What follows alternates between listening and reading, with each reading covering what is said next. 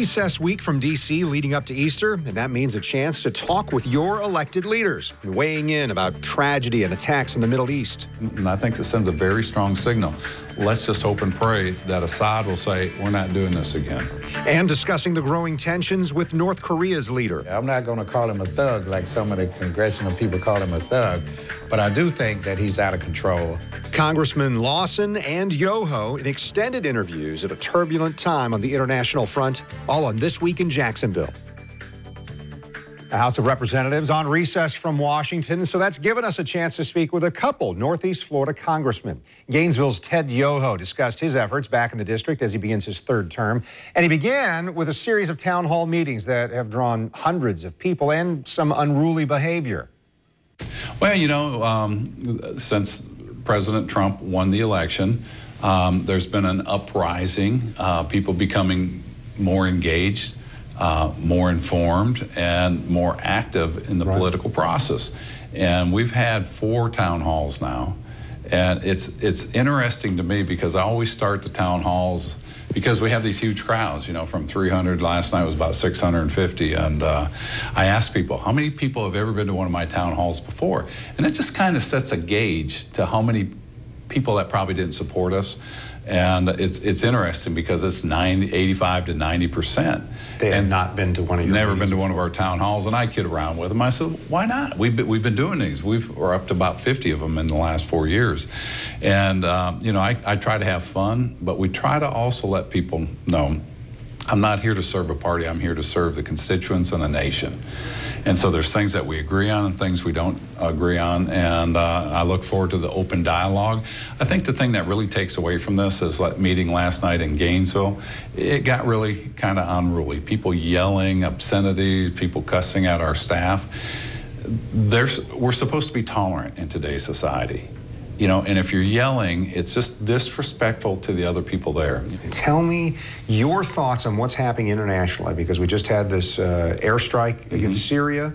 There's some consternation on both sides, I think, with North Korea. Where are we headed here? A lot of people are worried that we might be facing war in the future. Well, and those are things to worry about. As you brought up, I sit on the Agricultural Committee, and then I sit on the Foreign Affairs Committee and have for the last 4 years, and we cover the Western Hemisphere.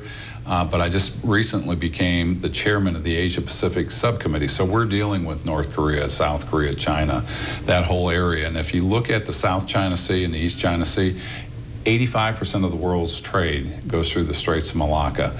It's right there. So it's the hotbed of commerce. And it's also the hotbed of a lot of just uncertainty in that area. And if you look at North Korea, you know, what we do know, and that's what we have to operate on, what we do know, Kim Jong-un, he is kind of unpredictable. He's young, he's inexperienced. He has detonated more missiles and nuclear bombs in the 2.5 years that he's been around in politics as a leader of that nation than his father and grandfather have done. He's also come closer to reaching the development of an intercontinental ballistic missile. He's already got the short-range ones and the medium-range ones, and we've seen the test fires. That's concerning. Does it worry you or the other people on the committee? It's real concerning because he talks about what he's going to do, and then he does it, and then he's developed a technology to have solid launches or solid rocket propellants versus the liquid-cooled. So these are harder to pick up ahead of time. They can be mobile and they can launch on an instant with no information ahead of time. And then with this next nuclear test that we're assuming or predicting that he's going to make around April 15th, that's the anniversary of the founding of North Korea that his grandfather went in there. And with the rhetoric saying that he's going to attack South Korea, he's going to go after our troops, he's going to go after Japan, at what point do you discount that and not pay attention? And that's why we've worked so hard on our Foreign Affairs Committee to get him relisted as a state sponsor of terrorism. George Bush II, he took him off of that list back in 2008, I believe it was. And so that allowed the World Organization to trade with him. Our goal is to get him back on there. It's kind of the pariah status for a state. And that way the international community will help us put sanctions on there to bring North Korea to hopefully a peaceful resolution in that area. So using some sanctions or some other things that would provide some pressure to that country or to that leader not to continue with these threats. He's really making threats against us, isn't he? Yeah, I mean, he came out today and said, you know, of course, we've got our USS Carl Vinson aircraft carrier. It's a striker group up there off the west coast of North Korea, off the peninsula there. But what Kim Jong-un came out in a press conference, his spokesperson said that if America continues taunting us, which I find is a little hypocritical because they're the ones doing the taunting, that they're not only going to attack South Korea and our military base, but they're going to attack our homeland. So, you know, you can view that as a pretty serious threat. And we don't want it to lead to a war. We don't want it to escalate to World War III. Nobody wants that. I mean, we want them to come to their senses if that's possible. Yeah, Congressman, that whole international work seems to be lacking when it comes to what happened in Syria. Syria, we saw the chemical attacks. We'd seen it in the past with Assad. And so how do you feel about America intervening, the missile strikes there, just a little bit more than a week ago? How do you feel about that, and how do you feel about what may happen because of that? It was tough for me because to make a stance of where I stand with Syria, you know, I was dead set against President Obama intervening in Syria. And I feel very good about that because they were going to have an open-ended conflict. They were going to go in and do no-fly zones where you take out a nation's aircraft capacity, and it leads to a failed state. And that's what we did in Libya. And of course, when Gaddafi fell, it became a breeding ground, a training ground, a recruiting ground for ISIS.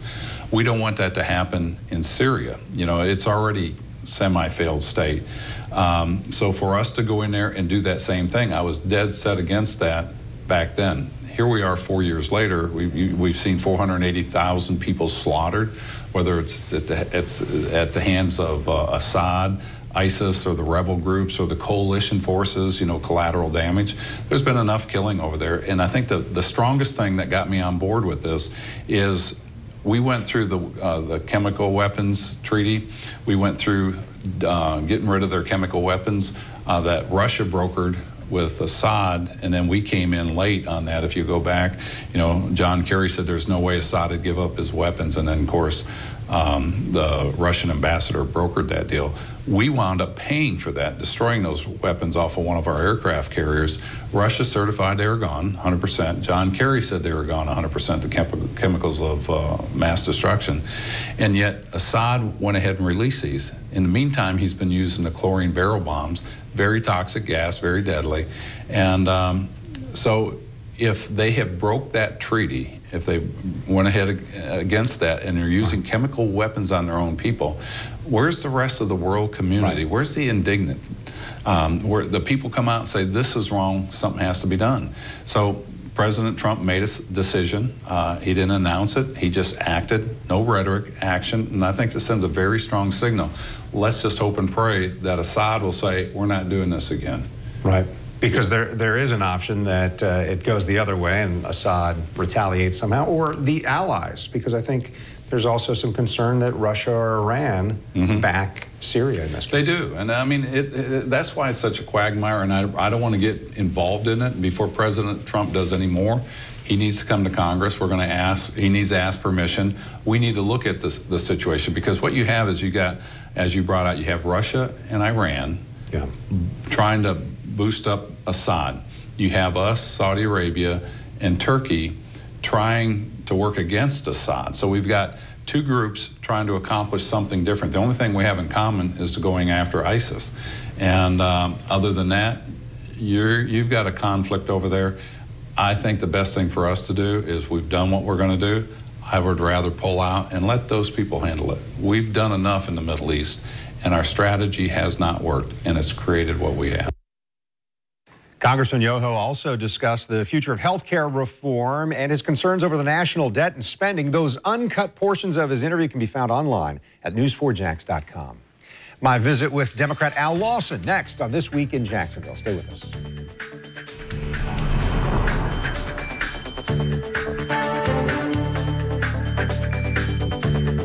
Good sir, dost Dost thou question the might of Purolator? I'm not questioning the might. Thine engine shall be protected up to 15,000 miles. Nothing gets by Purolator, nor Sir Hammond of the East. Cool. Nothing gets by Jacques either. You must choose this one because nothing Gets by Purolator. Got it.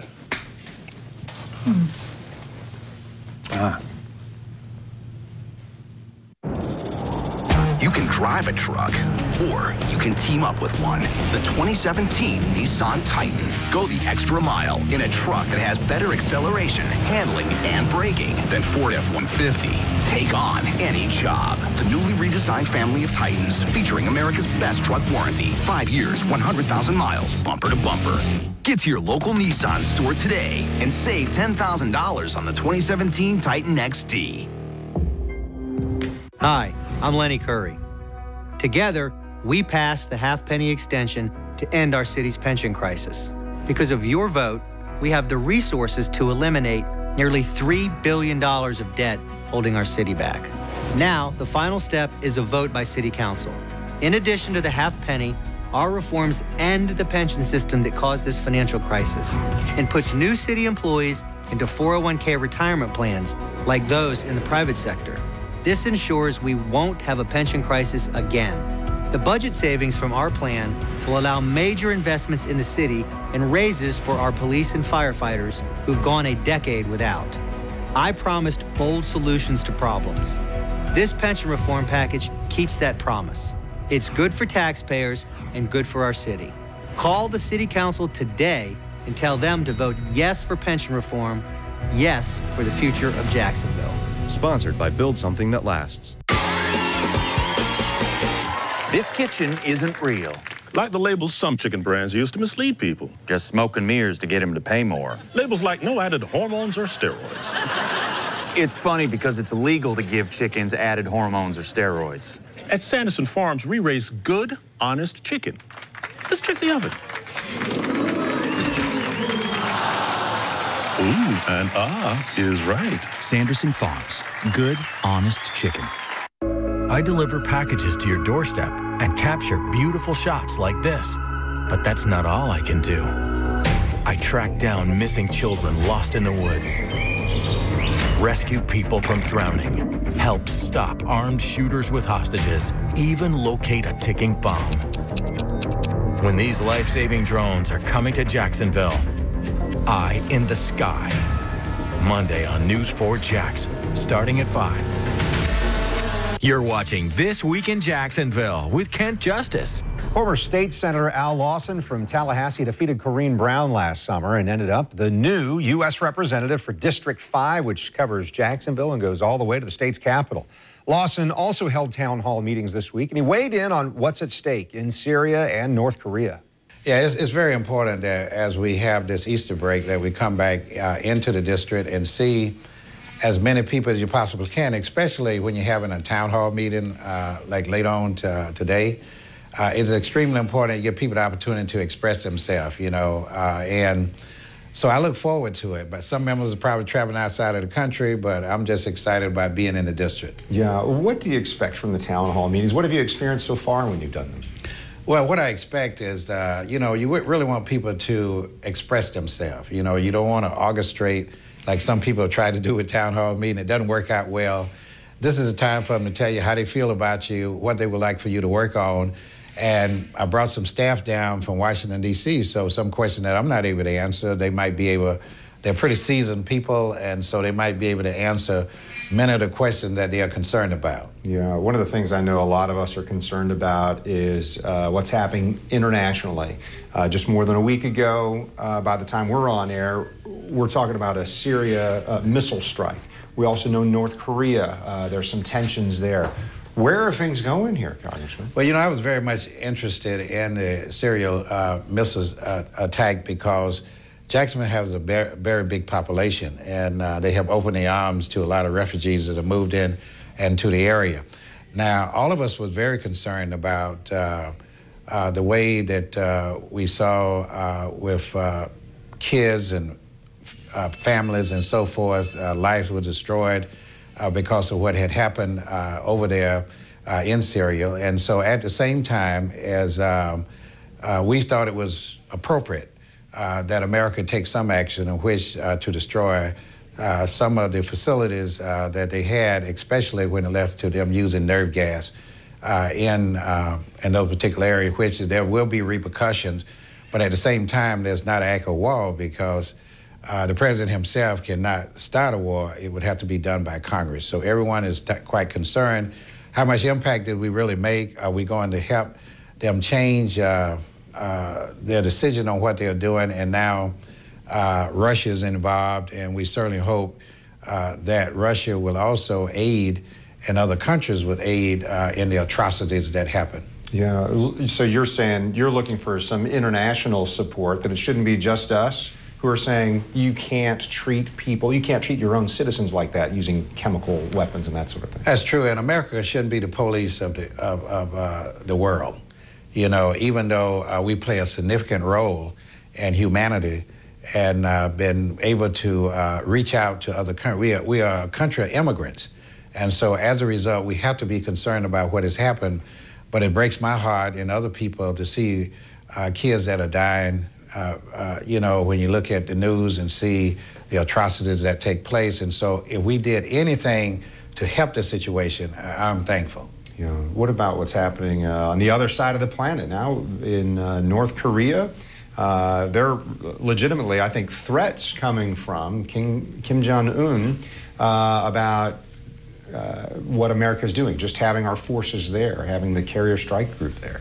Well, there's always been a problem since he has been in leadership. We have to have other countries to work with them, to work with us in terms of the situation that has taken place over there. I'm not going to call him a thug like some of the congressional people call him a thug, but I do think that he's out of control and that we are going to need more input because he's a threat to other nations as well as to us. And they continue to want to test these weapons, you know, and which will cause harm to a lot of people. And it seemed to be the type of communication that we have not had with them in order to, you know, but we also been protecting South Korea.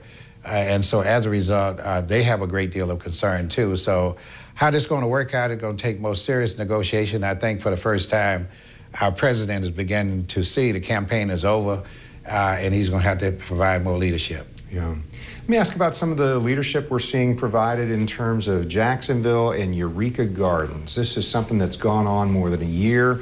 We've seen our senators from Florida involved. You were there this week, and now the HUD secretary, Ben Carson, was there. What's happening there? Are there improvements being made at Eureka Gardens? There are improvements that are being made. During the course of the campaign several months ago, I was really shocked, you know, at the condition that really exists over there. And it was brought to light by then Senator Rubio, who visited the area and said this is unacceptable. So what I did is I sent a letter to HUD and invited the new HUD Secretary, Ben Carson, to come to Eureka Garden. We were just notified a very short time ago that he was coming yesterday. So as a result, he was able to see the facility firsthand, to look at the new group, Millennium, who is trying to purchase the area and see how can we improve the condition that exists. We were able to tour facilities that people lived in that was in terrible condition, and then see what they have been able to do to modernize, to get rid of the mold, to fix the leaks, and so forth, to change the living condition. And what I'm concerned about is more ownership. People have more ownership in the projects that they are in, the housing facility that they were in, so they take care of them better. One young lady who was very outstanding said when she first moved in, they heard shots all over the place and seeing people that was injured and some people that died, a 15-year-old. So as a result, this should not happen. I think that one of the things that the Secretary recommended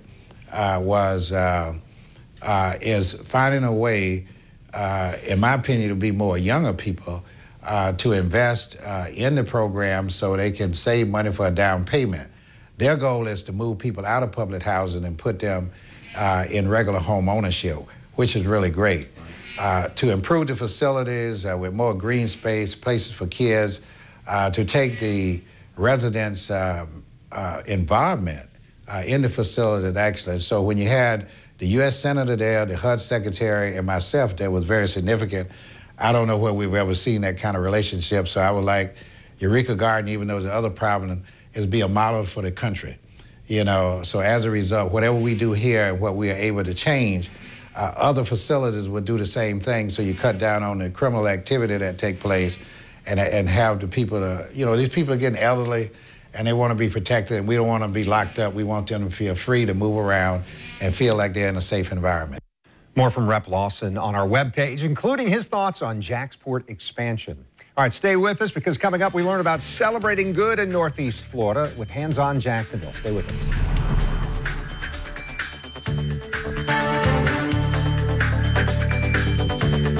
They have big. You really are a genius. Brains. I Googled how to do that. The Big Bang Theory. Tune in tonight to The Big Bang Theory at 9 and 9:30. Brought to you exclusively by Xfinity. Call 1-800-XFINITY today for a great offer. Tallahassee politicians want to stop marketing Florida and competing for jobs. The politicians in Tallahassee don't get it. They don't understand how jobs are created. If the politicians in Tallahassee say they don't want to market our state and we lose tourists, then we're going to lose jobs. If we lost 2% of the jobs in tourism, that's 28,000 jobs. The politicians are wrong. There's not a job that's expendable. Every job's important. Florida will compete. Sponsored by Let's Get to Work.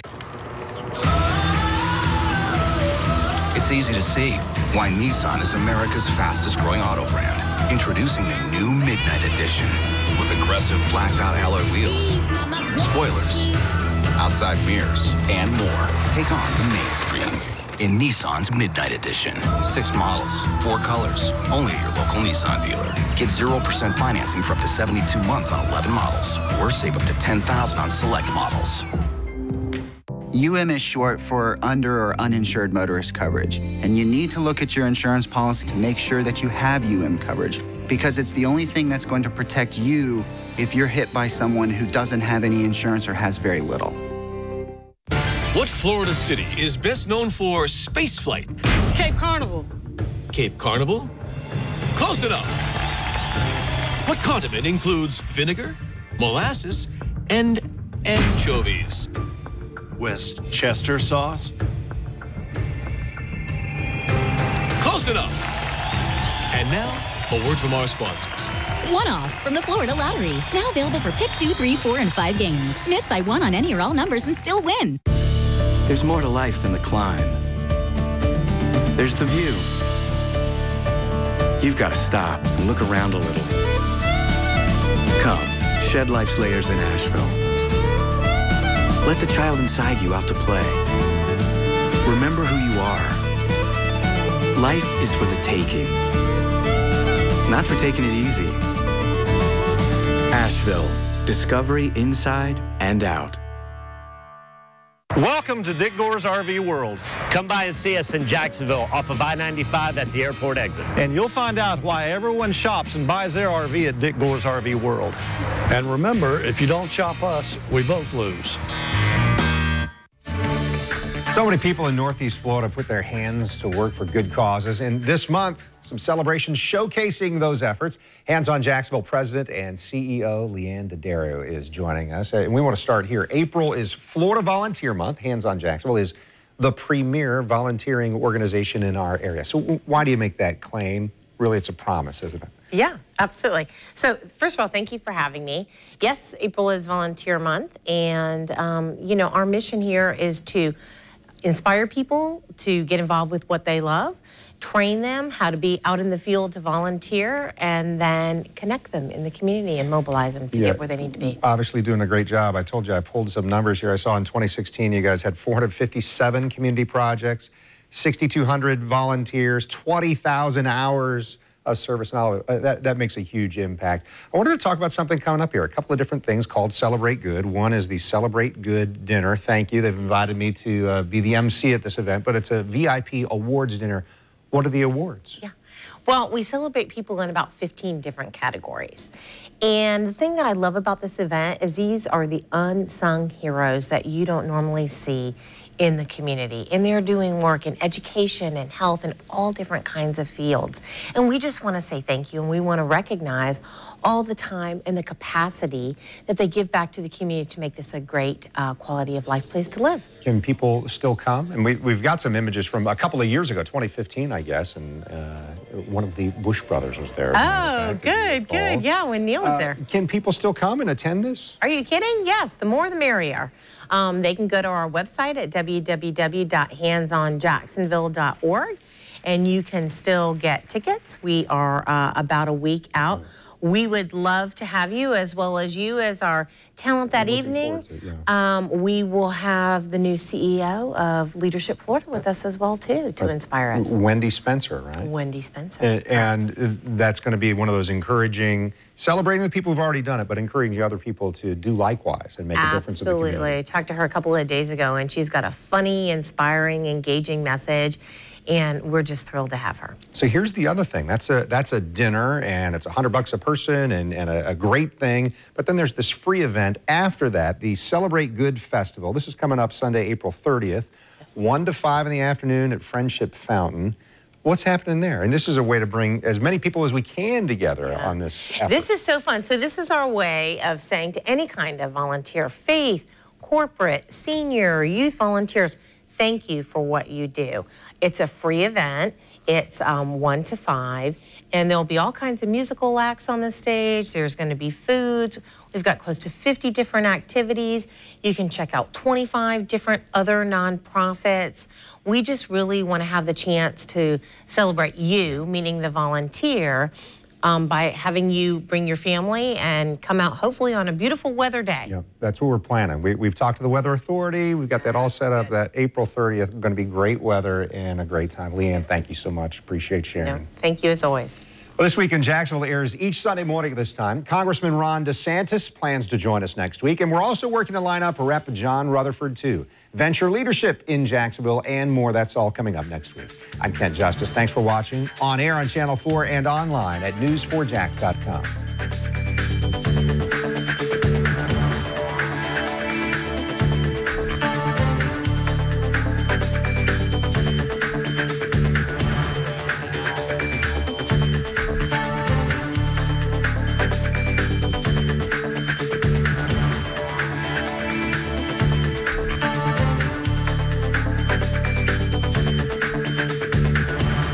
People in Northeast Florida and South Georgia get their news from News 4 Jax than anywhere else.